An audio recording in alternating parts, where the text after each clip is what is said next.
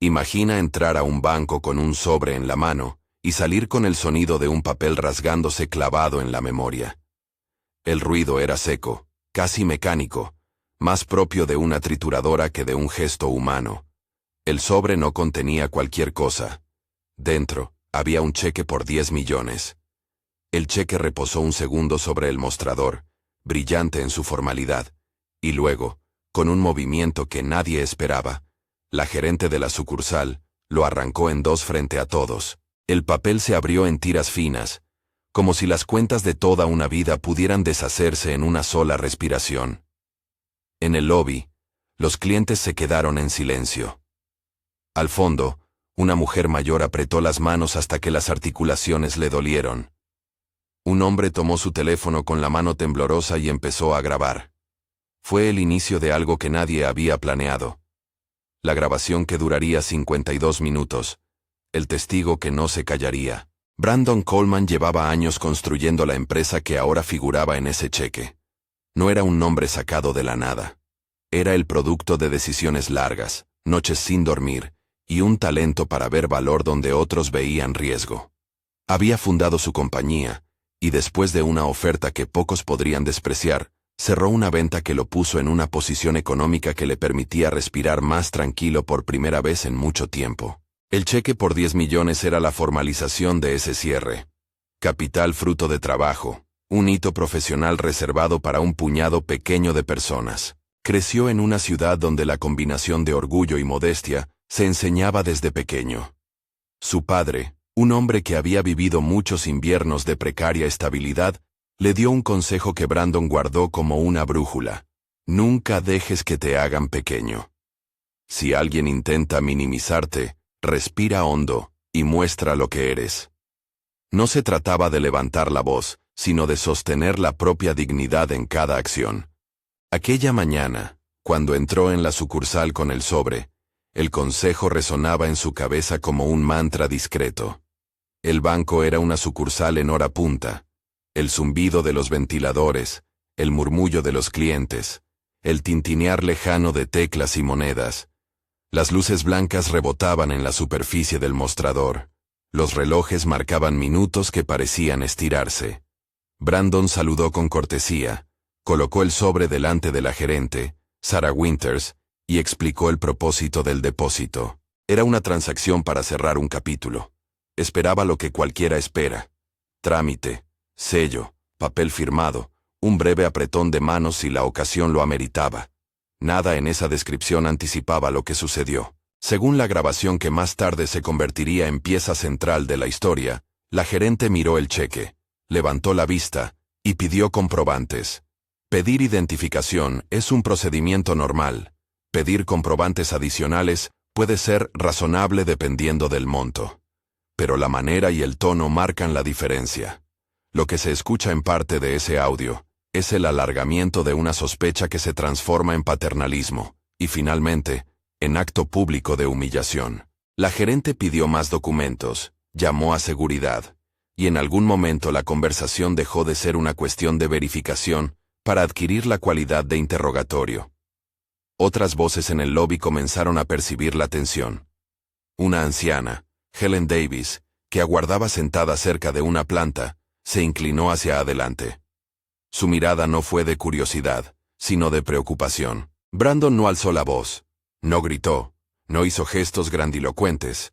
Sostenía el sobre con las mismas manos que lo habían firmado, manos que habían negociado contratos, firmado cheques y guiado a empleados con el mismo cuidado que ahora mostraban sus dedos.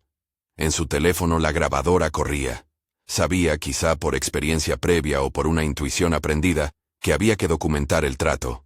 La grabadora no era un gesto desafiante, era prevención. Con las luces del banco reflejándose en la pantalla, el dispositivo capturó cada segundo. Ese archivo, de 52 minutos, más tarde hablaría por él cuando se supiera que la palabra y la presencia no eran suficientes para revertir el daño. La gerente, Sarah, tenía el aire de quien actúa conforme a un manual. Vestía el uniforme institucional. Su placa relucía con el nombre y el cargo. Parecía desplazar responsabilidad con la naturalidad de quien ha repetido pasos. Pedir identificación. consultar bases de datos, verificar antecedentes. Cuando pidió a Brandon que firmase otra vez, cuando exigió llamadas a un departamento que tardaría en responder, algo en la secuencia cobró otra dirección. No era solo un protocolo. Era un filtro que, en la práctica, colocaba a ciertos clientes en una categoría distinta. Las preguntas no eran neutrales. La mirada detrás de ellas sí lo era. En la esquina, Thomas Mitchell, el oficial de seguridad, cruzó la sala con pasos medidos. Su presencia, pensada para dar tranquilidad, esa mañana añadió una tonalidad distinta al momento. La seguridad que vigila puede transmitir calma o insinuar amenaza. Aquí, sus silencios se sumaron al efecto de la duda. El banco, diseñado para ser un espacio de confianza, se transformó en escenario de una acusación silenciosa. El papel comenzó a tener peso simbólico. Un cheque por 10 millones no era simplemente dinero, era testimonio tangible de éxito y movilidad económica. Destruirlo ante testigos abrió una fisura moral difícil de remendar, y entonces, el gesto final. La gerente tomó el cheque con las dos manos y lo rompió. Fue un acto que no admitía marcha atrás. El sonido del papel al rasgarse llenó el fondo como una campana. Los fragmentos cayeron sobre el mostrador, y con el movimiento de quien no quiere implicaciones, la gerente apiló los pedazos como si fueran basura. Las cámaras de seguridad, ubicadas arriba en ángulo, no parpadeaban. Los teléfonos móviles, enfocados en la escena, hacían lo que las cámaras institucionales tardarían en hacer: captar el momento íntimo y convertirlo en evidencia pública. Testigos cercanos murmuraron. Helen Davis se acercó con pasos cortos y dijo, según su posterior testimonio, que aquello parecía indebido. Su voz, pequeña y firme, fue una de las primeras que decidió no mirar hacia otro lado. La grabación de 52 minutos no solo registró el rasgado, captó la serie completa de intercambios que lo rodearon. ¿Quién habló primero? ¿Qué preguntas se hicieron? ¿Cuánto tiempo se tardó en responder? La llegada de seguridad, la postura corporal de los presentes. En su duración extensa, el archivo preservó la secuencia causal que permitiría más adelante analizar si se trató de un error aislado o de una práctica repetida. Esa continuidad de audio fue desde el principio la diferencia entre un mal momento y un hecho que podía ser sometido a escrutinio. Pocos minutos después, apareció James Anderson, vicepresidente regional, un hombre cuya llegada alteró la dinámica de forma simbólica. Entró con la formalidad que exige su cargo, saludó a Brandon, y en un gesto sencillo pero cargado de significado, lo llamó Sir. Esa palabra, pronunciada por la figura de mayor jerarquía presente, reconfiguró la escena. No es que la palabra en sí cambie lo que ya había ocurrido, es que su pronunciación tardía dejó al descubierto una asimetría. El reconocimiento que merecía Brandon llegó fuera de tiempo, después del gesto que lo había denigrado. Ese Sir se volvió, en la narración pública, un símbolo. La admisión tácita de que algo se había hecho mal, pero solo cuando la jerarquía lo reconocía. La tarde siguió con murmullos. Algunos clientes incómodos se dispersaron. Otros miraron con la mezcla de curiosidad y culpabilidad de quien entiende que la pasividad también es elección. Entre los testigos, Anthony Richardson y Terry Wilson conversaron en voz baja. Más tarde, ambos ratificarían su presencia y disposición a declarar. El archivo de audio continuaba en el teléfono de Brandon, acumulando tiempo y confidencias no grabadas hasta ese momento. No era un documento perfecto, tampoco una caja de verdad absoluta, pero era una herramienta que permitía contar la versión de lo ocurrido tal como se desarrolló. Brandon pudo haberse retirado, un acuerdo confidencial, un sobre con una suma de dinero, la promesa de que esto no vuelva a ocurrir. Opciones así son ofrecidas con frecuencia para apagar situaciones incómodas. Era, además, la salida más sencilla para evitar desgaste y exposición. Pero tomar esa ruta habría significado normalizar la indignidad. No se trataba únicamente de recuperar el cheque, se trataba de establecer que la humillación no debía convertirse en moneda corriente. Brandon decidió que no aceptaría la solución privada que le proponían. Eligió, en cambio, documentar cada paso, hablar con un abogado y preparar la posibilidad de llevar la situación más allá del lobby de la sucursal. Contactó a Jordan Hayes, un abogado civil con experiencia en casos de trato discriminatorio. Jordan, en su primera conversación con Brandon, escuchó más de lo que dijo. Escuchar en esos momentos es un acto estratégico. Permite reconstruir la secuencia, identificar pruebas y planear una respuesta. La grabación de 52 minutos fue el punto de partida que Jordan consideró crucial. No era la única evidencia. Fotos del cheque, testimonios de Helen y de otros clientes, y el registro de quién había intervenido también formaron parte del rompecabezas. Pero el audio ofrecía una temporalidad que no se podía alterar, minuto a minuto. ¿Cómo se sucedieron los hechos? Antes de que Jordan tomara medidas legales formales, Brandon publicó un breve post en LinkedIn. No fue un texto incendiario, fue una anotación sobria, con la claridad de quien sabe que los hechos hablan por sí mismos. Incluyó una fotografía borrosa del mostrador con los fragmentos de papel, y un comentario que invitaba a la reflexión sobre trato y dignidad en espacios cotidianos. No mencionó nombres de manera acusadora. No buscó viralidad por sí misma. Su intención fue simple: dar constancia pública de lo que había vivido, y abrir la puerta para que quienes habían estado allí, o quienes pudieran aportar pruebas, se sumaran. Ese post fue el primer pulso hacia la esfera pública. En cuestión de horas, los comentarios comenzaron a llegar. Algunas personas compartieron experiencias similares, otras ofrecieron palabras de apoyo y solidaridad. Entre los mensajes emergió el nombre de una periodista, Elena Martínez, que llevaba tiempo cubriendo temas de injusticia institucional y prácticas discriminatorias. Elena no fue la primera en reaccionar, pero su interés implicaba el siguiente nivel: la posibilidad de llevar la historia a una audiencia más amplia, de ponerla en manos de una investigación periodística con recursos para verificar y contrastar. Brandon aceptó hablar con ella. La conversación fue meticulosa: documentos, fechas, la cadena de comando en la sucursal, quién había llamado a quién. Elena pidió ver la grabación. Brandon la envió. Mientras tanto, la grabación seguía siendo un archivo que se reproducía en otras manos. Un vecino la repostó en redes con un mensaje que pedía atención a la conducta institucional. Un compañero de trabajo compartió el video en grupos cerrados. Cada reproducción añadía un eslabón de evidencia pública. A medida que las vistas crecían, la institución detrás de la sucursal comenzó a percibir que aquello ya no era un choque aislado. En conversaciones internas, que más tarde serían parte de una filtración, algunos funcionarios empezaron a evaluar cómo responder. En privado, el banco tanteó opciones. Desde un comunicado que minimizara el incidente, hasta la oferta de una compensación confidencial.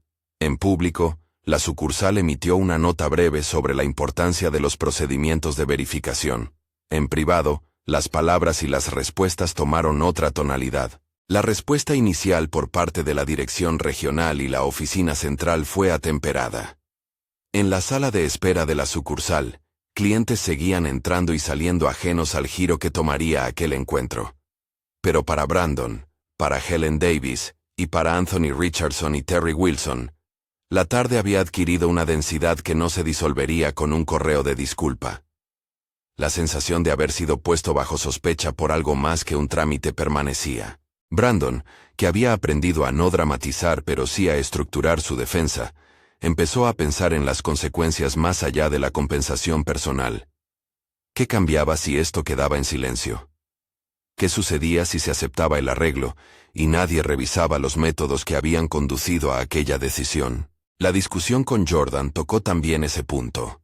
La decisión entre un acuerdo confidencial y llevar el caso a la luz pública no era únicamente una elección personal, sino una posición estratégica con implicaciones para otros. Aceptar un acuerdo podía evitar el desgaste, pero también implicaba una señal: que la institución podía pagar y seguir igual. Rehusarlo abría la posibilidad de que se investigaran los procedimientos, de que se pidiera rendición de cuentas, y tal vez, de que se generaran cambios que afectaran a futuros clientes. Brandon recordó entonces las palabras de su padre: no permitir que te hagan pequeño. No se trataba de orgullo. Se trataba de responsabilidad. Elena Martínez, al recibir la grabación, no la trató como si fuera un expediente cerrado. La escuchó y pidió corroboración. Quería hablar con Helen Davis y con otros testigos, chequear horarios, revisar políticas internas y averiguar si aquella sucursal había registrado incidentes similares. Para una periodista, la historia debía sostenerse en pruebas, audio, testigos, documentos.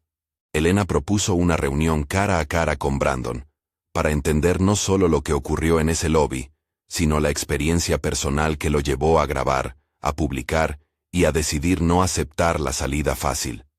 Brandon aceptó, y en esa reunión, explicaron lo que la grabación mostraba y lo que quizás se estaba derivando de patrones institucionales. La red comenzó a tensionarse. Comentarios de apoyo, llamados a investigar, y la inevitable presencia de voces que pedían calma y perspectiva. Pero la evidencia, la foto, la grabación, los testigos, no era neutra. Mostraba una secuencia, una dinámica, algo que no se arreglaba con una disculpa breve. La conversación pasó de lo personal a lo sistémico. ¿Hasta qué punto las políticas internas del banco fomentaban un trato diferente hacia ciertos clientes? Había métricas o incentivos que, sin decirlo abiertamente, promovían evitar o ralentizar transacciones como la de Brandon. Eran preguntas incómodas, pero necesarias. En la tarde que siguió a la publicación, la pantalla del móvil de Brandon empezó a llenarse de notificaciones. Mensajes de antiguos colegas, preguntas de clientes, el ping incesante de amigos que querían ofrecer apoyo. Elena pidió tiempo para verificar datos. Jordan preparó un borrador de carta para la entidad reguladora. Helen Davis se ofreció a declarar y a narrar lo que vio. Por debajo de la superficie, el caso amarraba elementos que iban más allá de un gesto. Ponía en evidencia relaciones entre procedimiento, poder y reconocimiento social. Y como sucede con las historias que tocan nervios colectivos, la expectativa creció. Algo mayor podría aparecer detrás de aquel gesto visible y violento sobre el mostrador. La noche cayó con noticias que todavía no eran titulares nacionales, pero que tenían la gravedad de lo que puede convertirse en algo mucho más grande.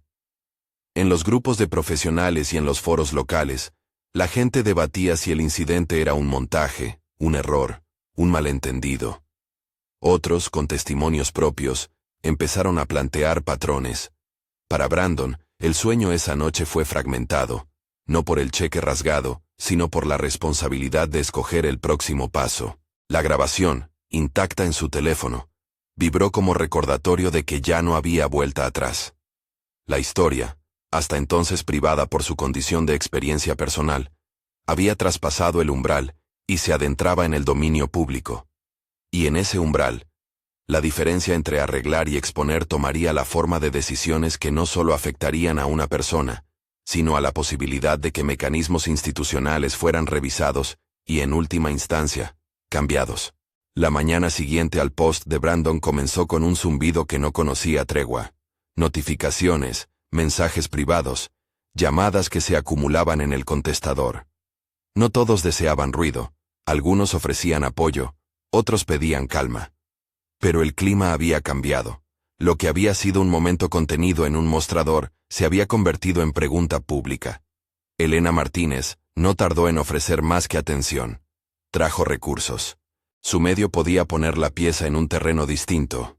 Contraste, contexto, documentos.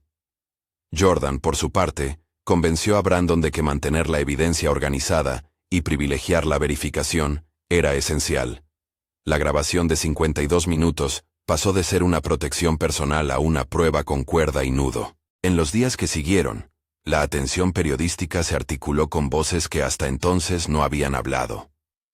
Anthony Richardson y Terry Wilson, que la tarde del incidente habían intercambiado miradas y murmurios, se convirtieron en dos nombres que la prensa contactó para confirmar la versión de testigos. Anthony, empleado de una empresa local, relató lo que había visto con una claridad que no buscaba dramatizar.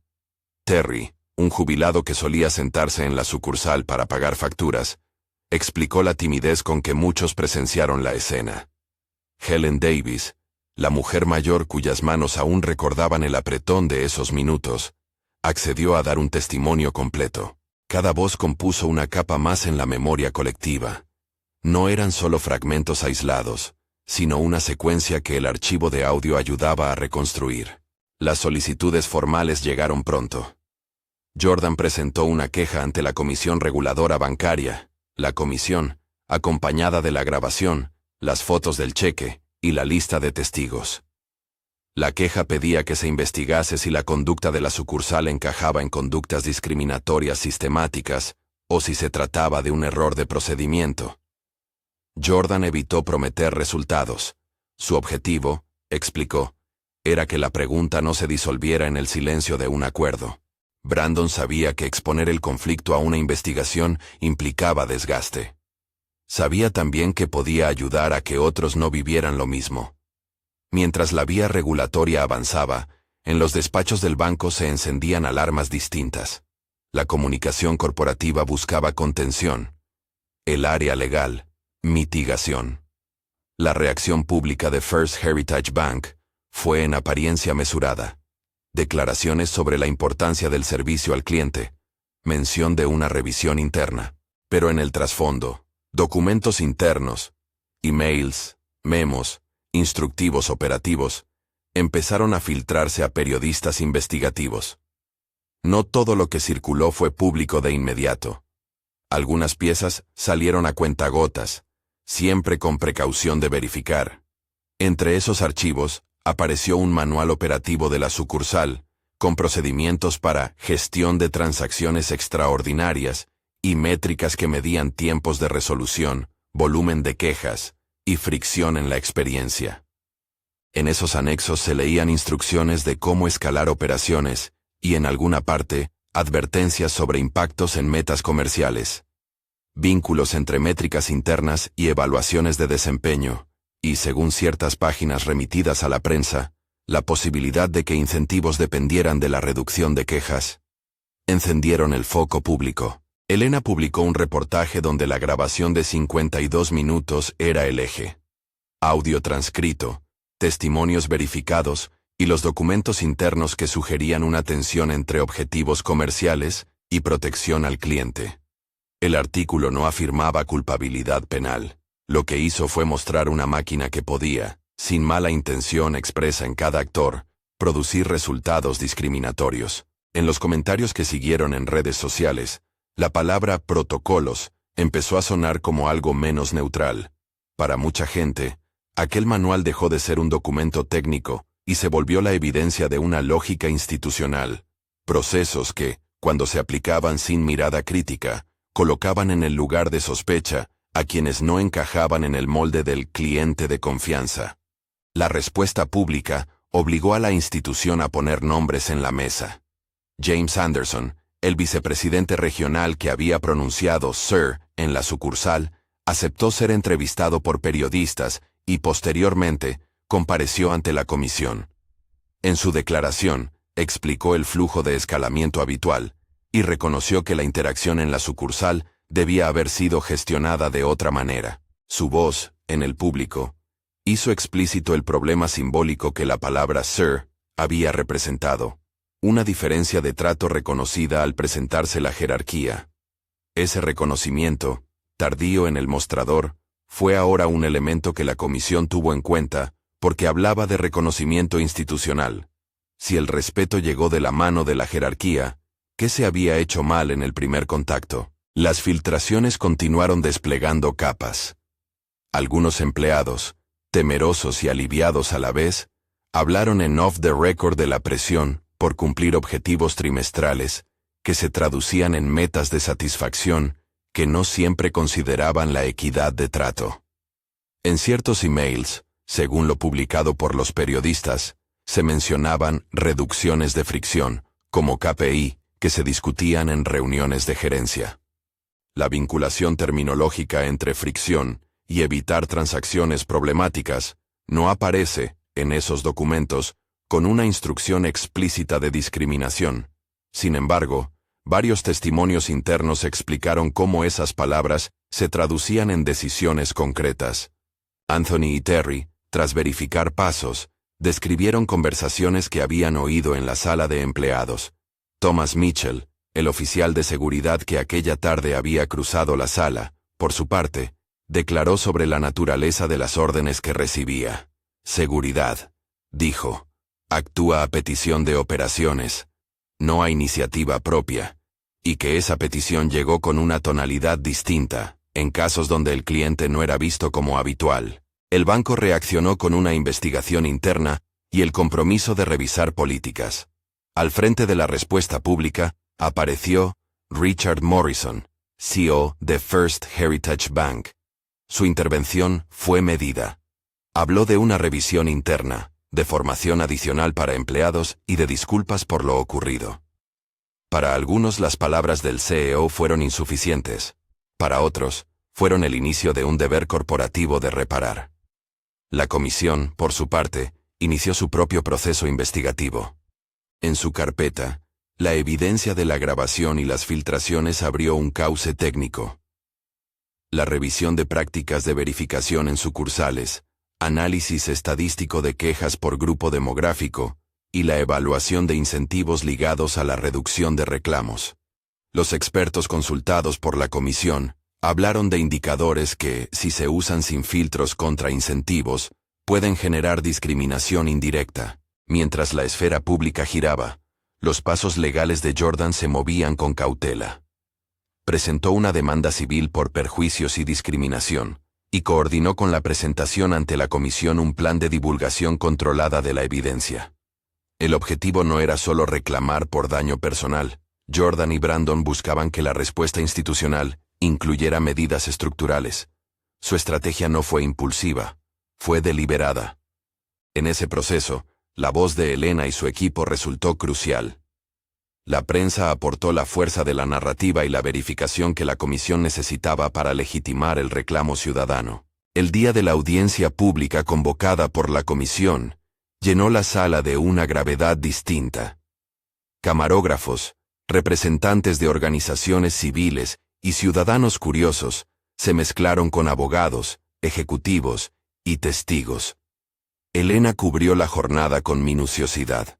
La grabación de 52 minutos fue reproducida en extractos clave. Escuchar de nuevo el sonido del papel al rasgarse, esta vez en un recinto donde la ley y la ética se encontraban, provocó un efecto casi ritual. Lo que había sido privado se transformó en evidencia que otros podían escuchar con detenimiento, y la dimensión colectiva de la ofensa se volvió tangible. Helen Davis testificó con la misma sencillez que la había caracterizado en la sucursal. Su relato, coherente y firme, fue un factor que conectó la experiencia individual con la percepción social. Era difícil no imaginar a la mujer mayor observando el gesto y sintiendo que aquello no debía suceder. Varias preguntas en la audiencia apuntaron a entender por qué sucedió aquello en esa sucursal, y no en otras.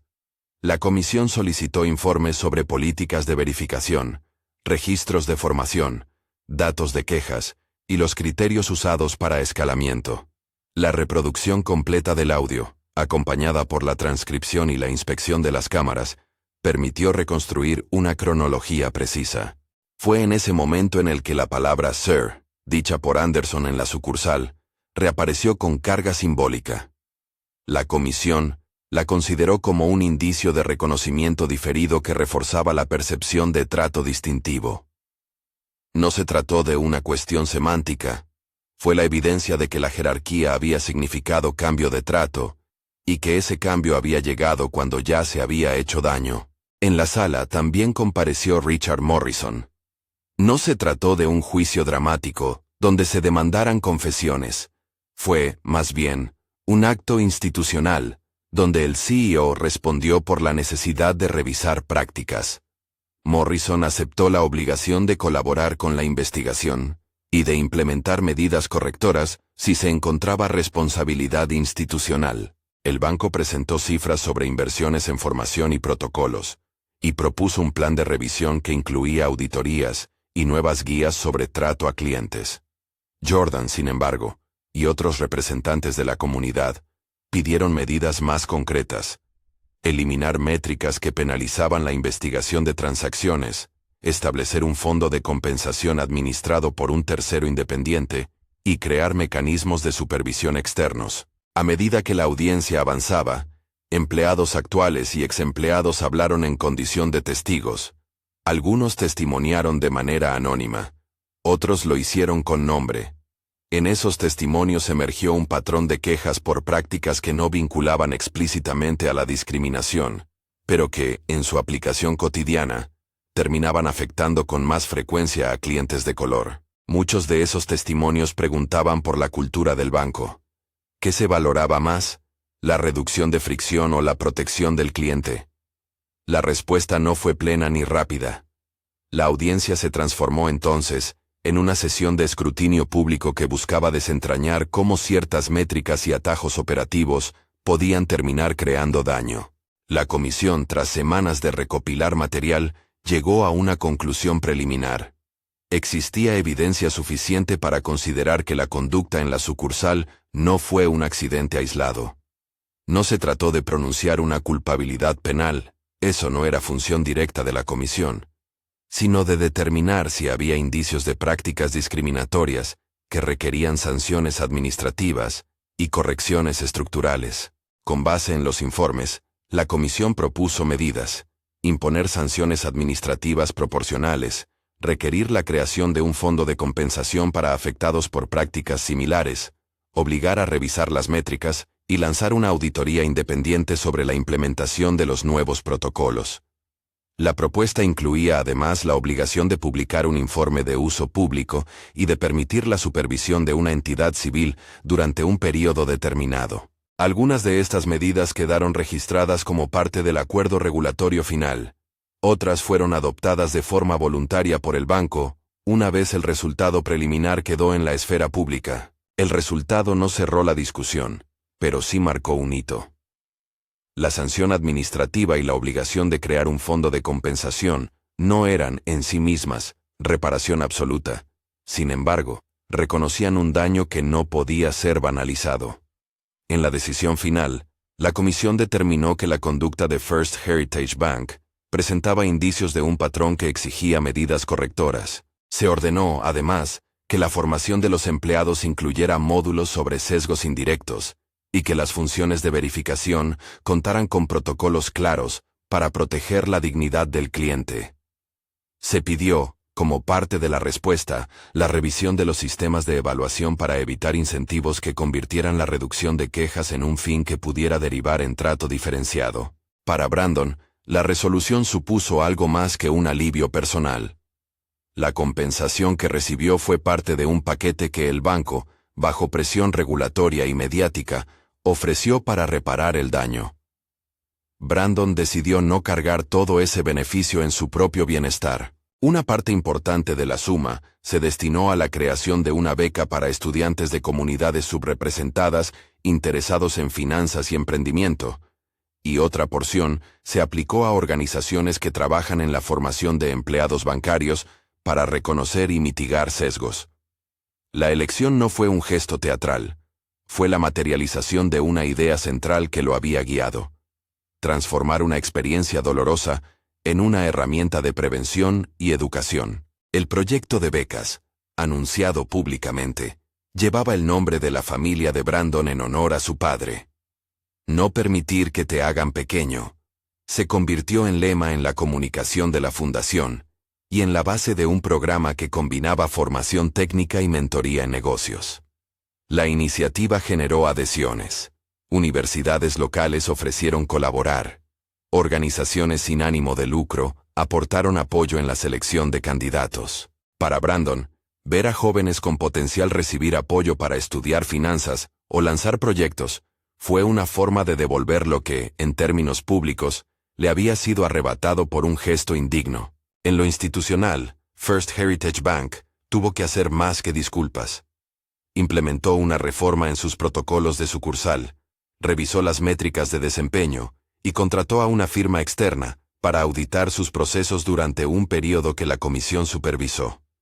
Se estableció un comité de diversidad e inclusión con representación ciudadana y se modificó la política de incentivos para sacar cualquier atisbo de penalización a quienes investigasen transacciones con rigor. Algunas de esas medidas aparecieron en comunicados públicos, otras, en informes a la comisión.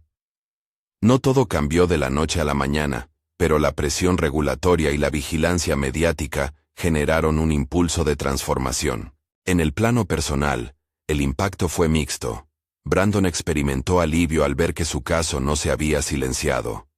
Vivió también fatiga por la exposición mediática y la necesidad de dar entrevistas que lo colocaban siempre en el centro. Maya, su hija, que había visto con miedo la escena en la sucursal en videos que circulaban, encontró en el proceso una sensación de justicia tardía que mitigaba el dolor. La comunidad de emprendedores que conocía a Brandon recibió la noticia con muestras de apoyo y frases que destacaban tanto la resiliencia como la ética de su decisión de llevar el caso a la luz pública. Para muchos, el gesto de Brandon fue una lección sobre la intersección entre dignidad personal y responsabilidad colectiva. No faltaron voces críticas. Algunos sectores del público y de la prensa defendieron que se había exagerado la gravedad del incidente. Otros cuestionaron la exposición pública de la grabación. Fueron debates legítimos que el periodismo y la sociedad tuvieron que procesar. Pero la existencia de testimonios, documentos y la propia decisión regulatoria sostuvieron la narrativa de que aquello no era un caso aislado, sino una señal que merecía correcciones. Con el tiempo, el caso se convirtió en referencia para organizaciones que exigen responsabilidad corporativa. La reproducción de la grabación de 52 minutos en formaciones internas, por ejemplo, se volvió, paradójicamente, una herramienta de aprendizaje en algunas instituciones financieras. Lo que en un momento fue evidencia de daño, se transformó en estudio de caso para evitar repetir errores. En seminarios y cursos, docentes mostraban fragmentos para ilustrar cómo los procedimientos, sin una mirada humana, pueden extinguir la dignidad de un cliente. Ese giro no borró el daño, lo puso en la mesa para que, con verdad, se aprendiera. Elena siguió cubriendo el caso con profundidad. Sus posteriores reportajes mostraron la cadena de consecuencias. Cambios en políticas, testimonios de empleados que sintieron liberación para hablar y análisis académicos sobre la relación entre métricas y discriminación institucional. El periodismo no fue un actor neutral, fue voz que ayudó a sostener la presión para que la comisión y la propia dirección del banco actuaran. La función de la prensa en este caso fue la de amplificar evidencia que de otra forma podría haberse reducido a versiones encontradas. Los artículos de Elena tuvieron repercusión en otros medios, generando un debate mayor sobre las prácticas bancarias y las suyas propias. Al cabo de meses, el banco publicitó sus medidas: formación obligatoria, revisión de métricas y la creación del comité de supervisión. También se redefinió la función de la seguridad en sucursales. Se enfatizó que seguridad acompaña, no decide, y se reforzó la capacitación sobre trato al cliente en situaciones de alto volumen de transacciones. No todo confirmó una solución perfecta. Evidencias posteriores y auditorías advirtieron que las reformas deben vigilarse en el tiempo, no asumirse como logros definitivos. La presencia de la palabra "Sir" volvió a aparecer en discursos, análisis y columnas como un símbolo. No era que la palabra tuviera poder mágico, lo que importaba era que su llegada tarde evidenció una jerarquía que había rectificado después de que el daño ya estaba hecho. Esa constatación fue usada para debatir sobre la cultura del reconocimiento. Que el respeto no llegue como una concesión de quien ocupa un rango, sino como un derecho inalienable desde el primer contacto. En charlas públicas y foros ciudadanas, Brandon repetía la idea con moderación. No buscaba humillar a una persona concreta, sino que la palabra fuese leída como señal de un sistema que debía cambiar para que el respeto fuese norma, y no favor. Hubo, además, consecuencias prácticas en otras instituciones. Varios bancos revisaron sus manuales operativos y sus indicadores de desempeño. Asociaciones de consumidores pidieron mayor claridad en protocolos de verificación y más supervisión regulatoria. ONGs y grupos comunitarios recibieron mayor disposición de bancos a colaborar en formación conjunta. En algunos casos, Las medidas fueron cosméticas. En otros, fueron cambios que alteraron flujos internos. La atención sostenida permitió que no se tratara de un episodio que se apagaba con el tiempo, sino de una discusión que influyó en políticas públicas y prácticas corporativas. El periodo posterior al veredicto y a las sanciones administrativas, para Brandon, no fue una llegada a puerto sin mareas. Había días buenos y malos. Vivir con la idea de que el gesto humillante había ocurrido fue algo que no desapareció del todo. Sin embargo, ver que su decisión de no aceptar un acuerdo confidencial se tradujo en iniciativas concretas, en cambios de policy y en la beca que abrió puertas a jóvenes que antes no las tenían, dio sentido a la exposición. La elección, recordó en una entrevista, había obedecido a una convicción que su padre le había dado. No se trata de agrandar la herida con orgullo, sino de impedir que otros la sufran de la misma forma. En una escena que cerró simbólicamente el ciclo, Brandon fue un día a otra sucursal, no la de First Heritage, para realizar una operación rutinaria. No hubo cámaras ni escenario preparado, era un acto cotidiano.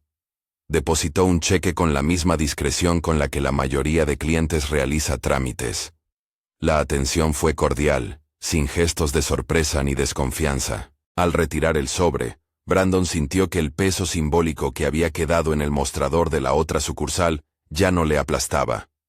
No fue una victoria escenificada, fue un regreso a la normalidad, con la satisfacción de que algo había cambiado, aunque no todo. El epílogo del caso no clausuró debates. Algunas prácticas mejoraron, otras siguieron bajo vigilancia, y la memoria del gesto en la sucursal permanecerá como advertencia. Lo que sí quedó claro fue que la evidencia, la decisión de no aceptar el silencio y la presión pública pueden producir efectos reales. Sanciones, fondos de reparación, revisión de métricas e iniciativas educativas. La historia de Brandon y el cheque de 10 millones mostró que hay mecanismos, la ley, el periodismo, la movilización ciudadana, que cuando convergen, obligan a las instituciones a responder. En las últimas declaraciones públicas tras la resolución, Brandon habló con la mesura de quien no quiere transformar su experiencia en espectáculo, pero tampoco en silencio. Dijo que su propósito no había sido destruir una institución, sino invitarla a ser mejor. Que la palabra Sir, lejos de ser un triunfo, revelaba una deuda de reconocimiento social que debía pagarse con políticas públicas y formación humana. Que lo importante no era castigar a una persona, sino corregir los sistemas que permiten que alguien se permita rasgar un papel con la liviandad de quien no mide el daño. La comunidad respondió con gratitud y con cuestionamientos. Algunos lo señalaron por exponer demasiado, y otros lo alabaron por no dejar que el episodio quedara en el olvido. Al final, lo que quedó fue una lección práctica. La dignidad no es una negociación que se cierre detrás de un acuerdo confidencial. Es una norma que debe estar protegida con reglas claras y con la atención de quienes administran poder. Si hoy alguien recuerda aquel momento en el lobby, es porque el sonido del papel al romperse fue el inicio de un relato mayor. No fue la violencia de un acto físico lo que marcó, sino la destrucción simbólica de un triunfo personal frente a la indiferencia institucional. La palabra Sir llegó, como se dijo entonces, demasiado tarde. Pero su tardanza dejó un registro que otros escucharon y sobre el cual actuaron. Comparado con el ruido inicial de las redes, el balance final no tuvo la teatralidad de una redención inmediata. Fue más bien la constatación de que las instituciones, con presión y con evidencia, pueden corregirse. Brandon no buscó fama. Buscó que el gesto no se repitiera. Sus acciones, archivar, publicar, colaborar con la prensa, llevar el caso a la comisión, generaron un cambio tangible, sanciones administrativas, un fondo para afectados, la revisión de políticas y la creación de una beca que abre puertas a quien, por falta de oportunidades, no las hubiera tenido. Hoy, cuando se recuerda la frase que titula esta historia, no es solo para evocar el agravio, es para entender que el respeto no puede llegar como una concesión tardía. Debe ser la primera respuesta. Compartir esta historia no es una forma de señalar culpables en lo individual, sino de sostener que la sociedad exige políticas que garanticen trato digno desde el primer contacto.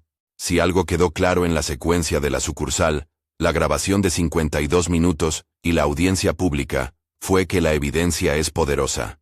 Modifica percepciones, obliga a rendición de cuentas, y puede transformar una humillación en reformas que benefician a otros.